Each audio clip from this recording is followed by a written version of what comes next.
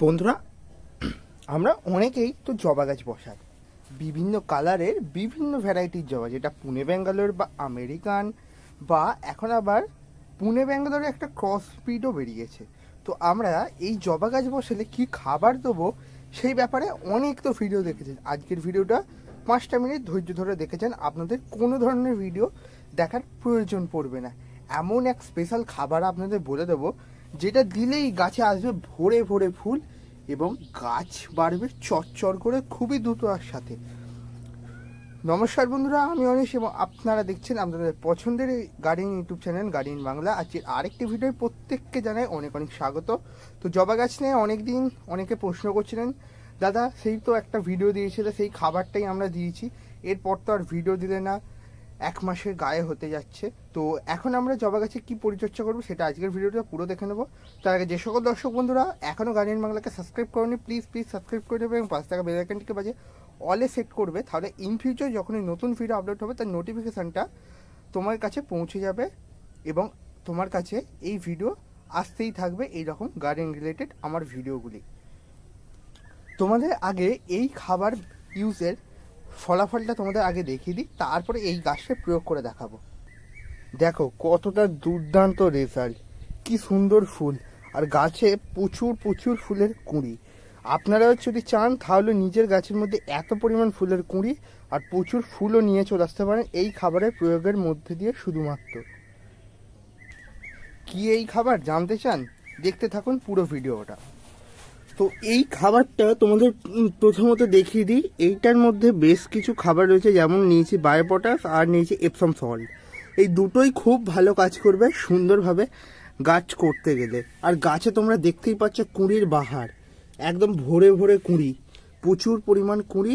আর তোমরা অনেকেই এই গাছটা আমি দেখেছো, এটা আমি গার্ডেন স্ট্রিট থেকে পারচেস করেছিলাম, গ্রাফটেড জবা গাছ। একটা গাছে 3টে কালারের ফুল হবে বলেছে, দেখা যাক 3টে কালার হতে পারে কিনা, কিন্তু পাতার প্যাটার্ন দেখে বোঝা যাচ্ছে 3টে আলাদা আলাদা গাছের গ্রাফটিং রয়েছে গাছটার মধ্যে।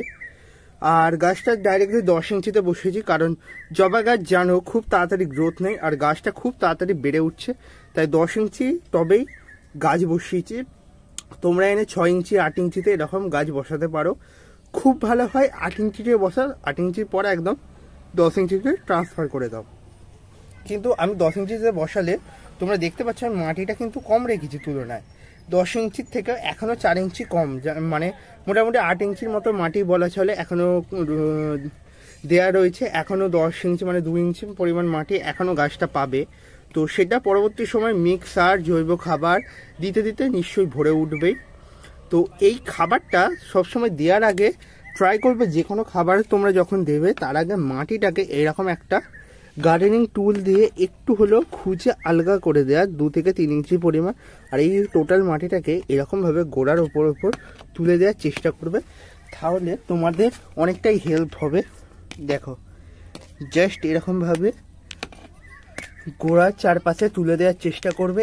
এরপর আমি এই যে খাবারটা বানিয়েছি এই খাবারটাই গাছকে প্রয়োগ করে দেবো।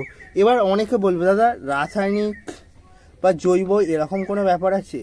তো যারা যেরকমভাবে গাছ করো, আমি তো জৈবভাবে করি, আবার একটা দুটো গাছ রাসায়নিকভাবেই করতে হয়, কারণ সেই গাছগুলো ভালো ফলাফল পাওয়া যায় না। কিন্তু আজকের যে খাবারটা দেখাচ্ছি এটা পুরোপুরি জৈব। কেন এপসম সল্ট তোমরা প্রত্যেকে জানো এটা একটা হচ্ছে জৈব উপাদান, কারণ এই খাবারটা আমরা আমাদের প্রাকৃতিক পরিবেশের মধ্যে থেকেই পেয়ে থাকি। আর এই খাবারটা তোমরা অনায়াসে গাছে দিতে পারো, এটা গাছের পুষ্টিগুণ সম্পন্ন করবে এবং গাছে প্রচুর পরিমাণ ফুল দেবে। এই খাবারটা দেওয়ার সময় সবসময় সতর্কতা অবলম্বন করবেন, যেন গাছের গোড়া থেকে একটু ডিস্টেন্সে রেখে তোমরা দিতে পারো। আর এটা মোটামুটি আমি হাফ টিস্পুন এপসম সল্ট নিয়েছি, হাফ টিস্পুন আমি এখানে বায়োপটাশ নিয়ে নিয়েছি। একটা গাছের জন্য যথেষ্ট এই খাবার। এবার তোমরা বলবে শুধু কি এই খাবার দেবো, না আরও অন্য কিছু খাবার আছে? হ্যাঁ, এই খাবারটা তোমরা মাসে একবার হলে দেবে। মিক্সার দেওয়ার এখন কোনো দরকার নেই, মিক্সার দেওয়ার টাইম আসবে গরমের শুরুতে, তখন মিক্সার দেবো। এখন শীতে 2-3 মাস এই খাবারটা আমাদের চালিয়ে যেতে হবে। আর মাঝে মধ্যে গাছে লিকুইড ফার্টিলাইজার, সেটা আমাদের হতে পারে সর্ষের খোল বেরোনো জল বা সবজি পচা তরল সার বা অন্যান্য আরও কিছু। সব থেকে ভালো হয় যদি সবজি পচা তরল সার দিয়ে ছাদ বাগান করো, কারণ সবজি পচা তরল সার বাড়ির মধ্যে খুব সহজে বানানো যায়, কোনো খরচা লাগে না, খালি একটা ড্রাম বা পাত্রর ব্যবস্থা করলেই তোমার চলে যাবে। আর সব থেকে ভালো সর্ষের খোল বেরোনো তরল সারটা শীতের ছোটো গাছে দেওয়ার, কারণ এতে প্রচুর পরিমাণে নাইট্রোজেন থাকে। মিনিমাম ধরা চলে 40 to 50 ভাগ থাকে নাইট্রোজেন।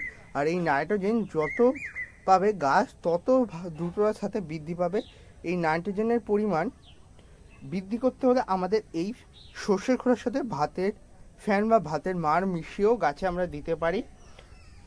তো সর্ষের খোলটা কেউ নাও ইউজ করতে পারে দুর্গন্ধের কারণে, সবজি পচা তরল সারটাও দুর্গন্ধ ছাড়ে, কিন্তু গাছে ইউজ করতে হবে। সবজি পচা তরল সারের মধ্যে প্রচুর এনজাইম থাকে এবং মাইক্রোনিউট্রিয়েন্ট থাকে প্রচুর, যেটা গাছের পুষ্টিগুণ মেটাতে অনেকটাই সক্ষম হবে। তোমরা অনেকেই প্রশ্ন করবে তাহলে জবা গাছ কি আমরা এখন কিনে আনতে পারি বা এখন কি বসাতে পারি? হ্যাঁ, এখন এমন অনেক জবার ভ্যারাইটি রয়েছে, যেমন তোমরা আমার এই গাছটাই দেখো না, এরকম অনেক ভ্যারাইটি রয়েছে। যে ফুলটা তোমাদের দেখালাম এগুলো হচ্ছে হাইব্রিড জবা, পুনে ব্যাঙ্গালোর বা পুনে ব্যাঙ্গালোরের ক্রস। এই গাছগুলি তোমাদের সারা বছরই ফুল দিয়ে যায়, আর গাছ কিন্তু ড্রপ ভ্যারাইটির হয়, খুব বেশি বড় হয় না। তোমরা এই গাছগুলি অনায়াসে নিজের ছাদ বাগানের মধ্যে করতেই পারো। আর তার থেকেও বড় কথা, ডিসি গাছ এখন ফুল দেবে না। যারা ডিসি গাছ করছিল প্রত্যেকেই জানো ডিসি গাছ ফুল দেওয়ার টাইমে ভরে ভরে ফুল দেয়, কিন্তু এখন আর ডিসি গাছ ফুল দেবে না। তাই আমাদের হাইব্রিড গাছের প্রতি একটু ঝুঁকতে হবে। আমি জানি তোমরা এবার বলবে হাইব্রিড গাছ তো গরমকালে মারা গেছে অনেকেই গত সিজনে, তো আমারও বেশ কিছু হাইব্রিড গাছ ভালো ভালো কালেকশন ছিল, রেয়ার কালেকশন, সেগুলো মারা গিয়েছে। কিন্তু তবুও হার মানলে চলবে না, এই গাছগুলিকে গরম পড়লেই সেমি সেটে করে দিতে হবে। আর এখন নর্মালি প্রচুর প্রচুর ফুল দেবে তোমার বাগান গুছিয়ে রাখতে এবং বাগানের সৌন্দর্য বৃদ্ধি করতে। এই গাছের জুড়ি মেলা ভার তোমাদের শীতের গাছের পাশাপাশি অবশ্য 2-1টা হাইব্রিড জবা পুনে ব্যাঙ্গালোর বা আমেরিকান নিয়ে আসতে পারো, কিন্তু এই গাছ নিয়ে আসলে সবসময় মেনটেন করবে তুমি এই গাছকে মেনটেন করতে পারবে কিনা এবং এই গাছের প্রপার খাবার তোমরা প্রদান করতে পারবে কিনা, কারণ এই গাছ যেমন পরিমাণ ফুল দেয় তেমনই গাছের খাবারের কোয়ারি। তোমরা ধরো এক সপ্তাহ সর্ষের খোল দিলে, তারপর সপ্তাহে বাদাম খোল বা সবজি পাতা তরল সার, তারপর সপ্তাহে মিক্সার, এরকম করে একে খাবার দিয়েই যেতে হবে। আর একটু খাবারে যদি 19-20 হয় পাতা হলুদ হয়ে ঝরে পড়বে এবং কুঁড়ি ঝরে পড়বে, যেটা কুঁড়ি ড্রপ বলি। অনেকে বলো দাদা কুঁড়ি ঝরার সমস্যা হচ্ছে, আজকে তোমাদের যে খাবারটা দেখালাম এই খাবারটা দিলে গাছের যেমন কুঁড়ি ঝরার সমস্যা হবে না, তেমন গাছ সুন্দরভাবে বৃদ্ধি পাবে। সব থেকে ভালো হয় তোমরা যদি গাছটা বসাও কোকোপিট মিডিয়ার মধ্যে, কারণ এই গাছ ময়েশ্চার পছন্দ করে। তোমরা প্রত্যেকে জানো পুনে ব্যাঙ্গালোর সাইডের আবহাওয়া কীরকম থাকে, তো সেই রকম একটা যদি ময়েশ্চার আমরা মাটির মধ্যে মেনটেন করতে পারি তাহলে এই গাছ খুব ভালোভাবে বেড়ে উঠবে।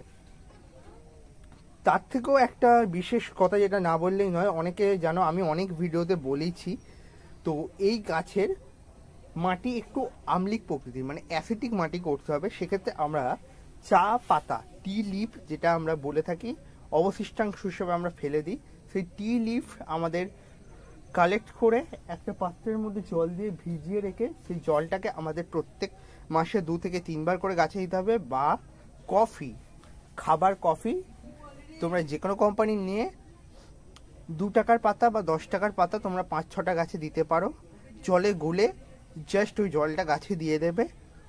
মাটি অ্যাসিডিক হবে এবং গাছ খুব সুন্দরভাবে বেড়ে উঠবে, যেটা আমরা গোলাপের ক্ষেত্রে করতেই পারি। তো এই বিষয়গুলি তোমরা যদি মাথায় রাখো, গাছ যেমন সুন্দরভাবে বেড়ে উঠবে তেমনই গাছ থেকে আমরা প্রচুর প্রচুর পরিমাণ ফুল পেতে থাকবো। তো আজকের ভিডিওটা তোমাদের কেমন লাগলো অবশ্যই কমেন্টে জানাবেন। ছোট একটা ভিডিওর মধ্যে দিয়ে তোমাদের একটা গাছের কমপ্লিট গাইডেন্স দিয়ে দিলাম।